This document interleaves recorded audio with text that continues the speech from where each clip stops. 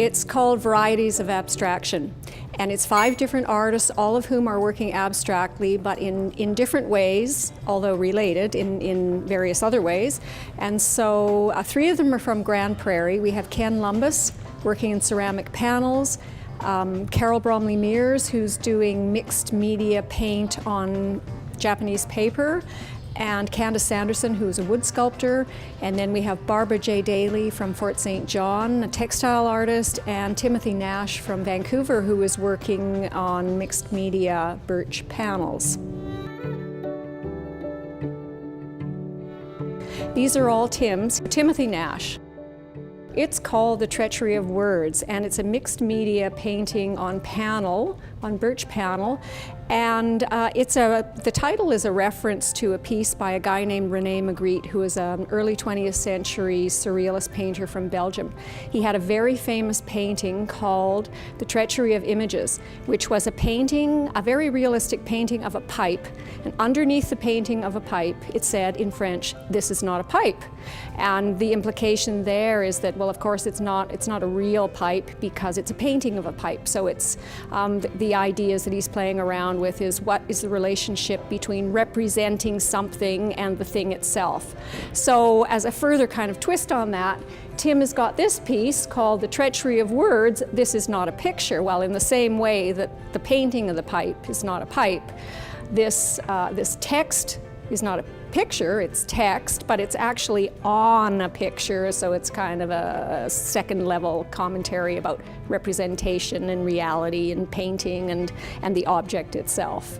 So he's really interested in these kinds of possibly somewhat esoteric questions, but very, very interesting, the connection between the things we see and the things we think, and how the various perceptions that we have are sort of mutated through our consciousness and how we then reveal them to other people. So he's a very philosophical kind of thinker, but his thoughts come out in paintings as opposed to philosophical texts.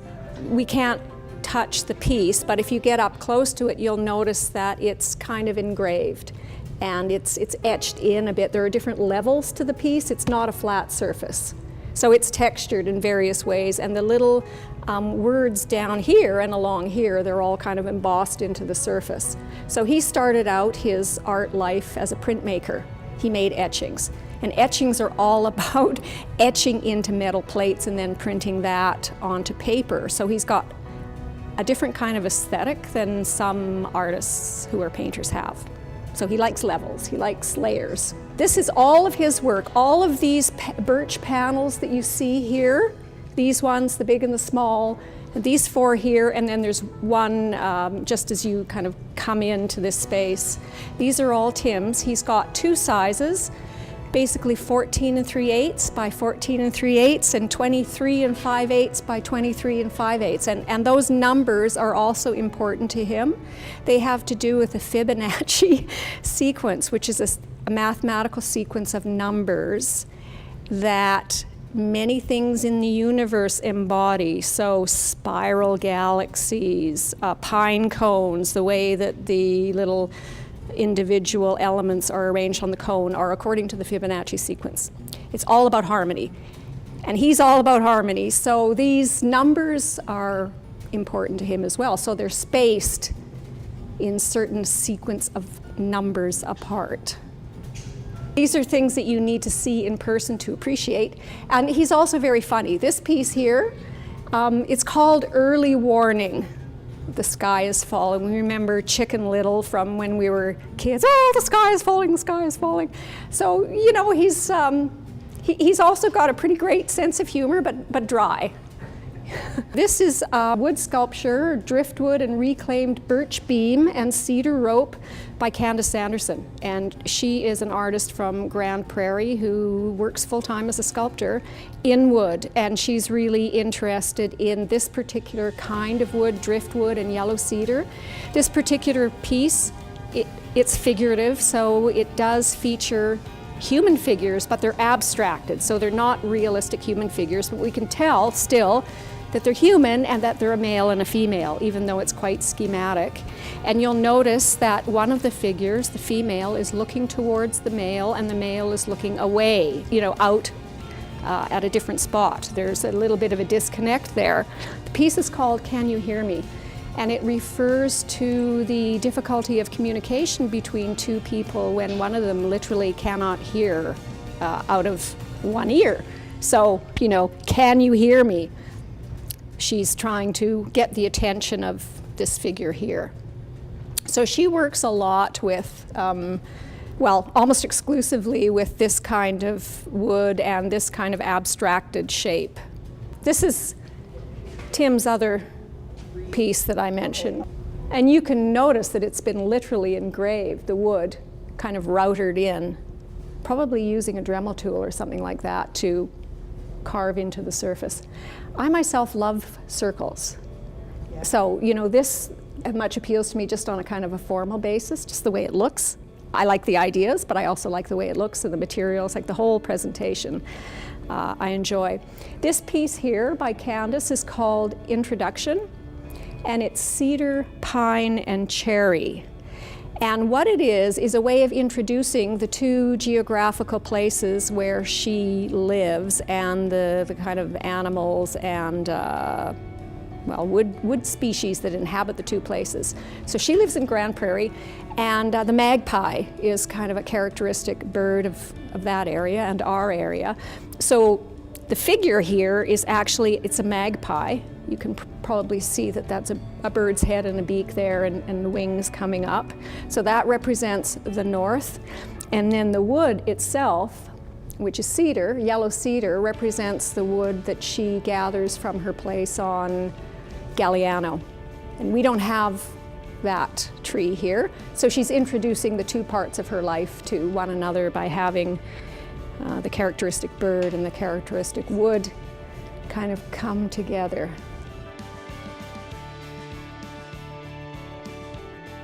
Each of these elements, these are leaves. They're individually created and fired and hung individually to create this overall piece, and then these geometrical sort of slabs at the bottom. So it looks like a tree form.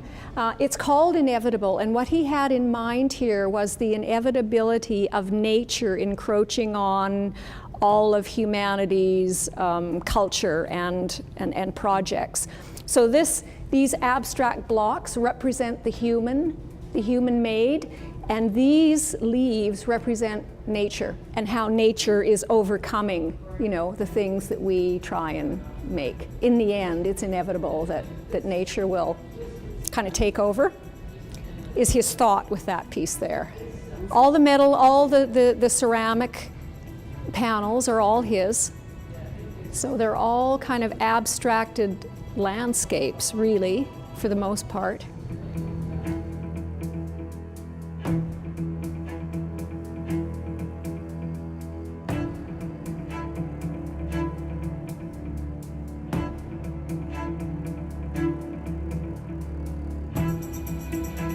And this is a beautiful piece by Ken.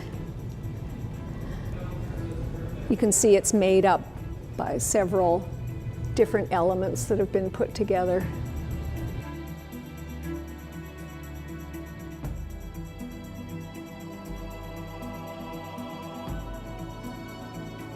All of these that are hanging with the bamboo rods are all acrylic paint, acrylic medium with different metallic paints on Japanese paper. And they're poured. The paint is poured. So, it's liquid paint, but instead of using a paintbrush, she pours it onto the paper and she lets the paint, different colors, kind of mingle, right? And so the results are unpredictable.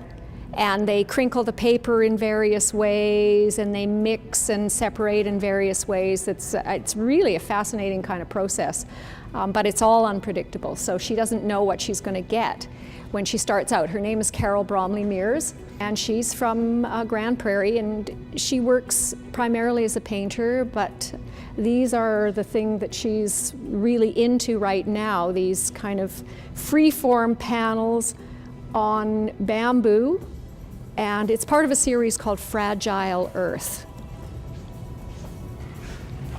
So if you get in close to some of these, you can see the fabulous mixing and patterning that the paint makes as it, as it melds together. It's really fabulous. It looks like little organic trees and plant material and lichen, that sort of thing.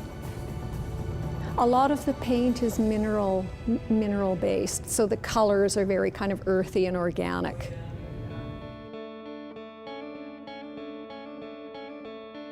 This is by Fort St. John artist Barbara J. Daly.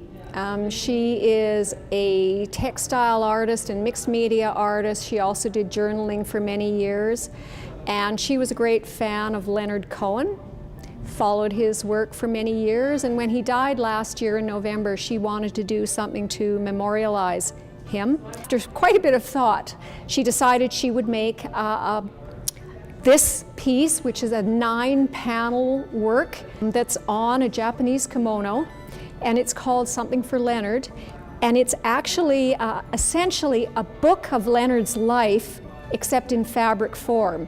So what you do is you start with number 1 here and lift up each of these to reveal parts of the story of his life. Each panel addresses a certain aspect of his life, a certain time period in his life, and many different mediums have gone into this piece, as you can see: painting, photography, text from some of his writings, from some of his poetry and his song lyrics.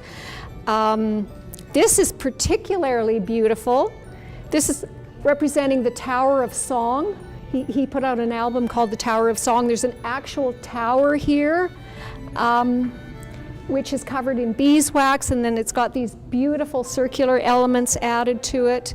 It's just absolutely stunning. You cannot believe the number of hours, but really a labor of love, and a lot of hand stitching has gone into this. And she decided to do it on the base of this kimono because Leonard Cohen was a Buddhist and very much into that kind of philosophy. And so she thought, well, wow, what a super kind of support for all of these panels dealing with parts of his life. And then she's got 3 other works in here. This piece here called One Race, Human, One Blood, Red. And over here, Unified Hearts. And this piece called 1 Million Candles Burning. And each of these 3 pieces are further abstractions from the big kimono piece. So she's taken elements from that work and then expanded them into their own. They're all hand-stitched textile weavings which have been mounted on canvas.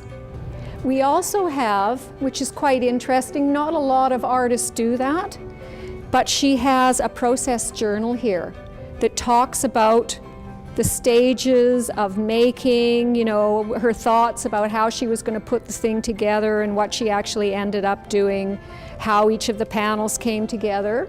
And visitors are welcome to pick this up and to read through it, and if they have any questions for Barb, they can leave her questions, and she encourages people to handle this work and this work here. The exhibit is on until November 25th. A gallery is open Tuesday to Saturday from 10 to 5, it closed for lunch between 12 and 1, and we would love it if you would come on down and check out this wonderful exhibition of these 5 artists.